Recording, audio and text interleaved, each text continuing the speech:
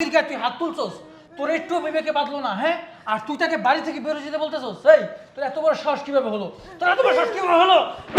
হুম? আমি নিজে চোখে দেখলাম ভিডিওতে তুই তোর বাবির গায়ে হাত তুলতেছস, তুই আবার আল্লাহর কসম কাটতেছস, হ্যাঁ?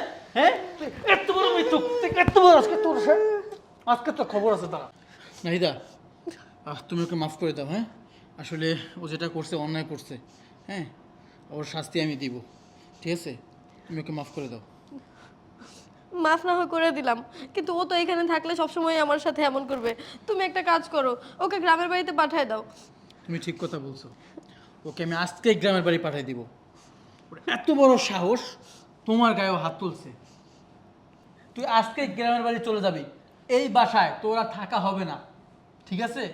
তোকে অনেক দিন কষ্ট করে রেখেছি, তোমার ছোট ভাই, কিন্তু তুই আজকে যেটা করেছিস কোনোভাবেই তোকে এই বাসায় রাখা সম্ভব না।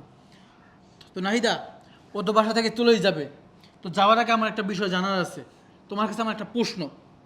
কিসের প্রশ্ন? প্রশ্নটা হচ্ছে, ফাহিম যে তোমার গায়ে হাত তুলছে, এটা তো আমি নিজের চোখে দেখেছি মোবাইলে, কিন্তু আমার প্রশ্ন হচ্ছে এই ভিডিওটা কে করেছে? আমার জানতে ইচ্ছে করতেছে এই ভিডিওটা কে করছে, বলো। তো তো তুমি এখন আবার এইসব কেন জিজ্ঞেস করতেছো? তুমি তো দেখছোই ও আমাকে মারছে।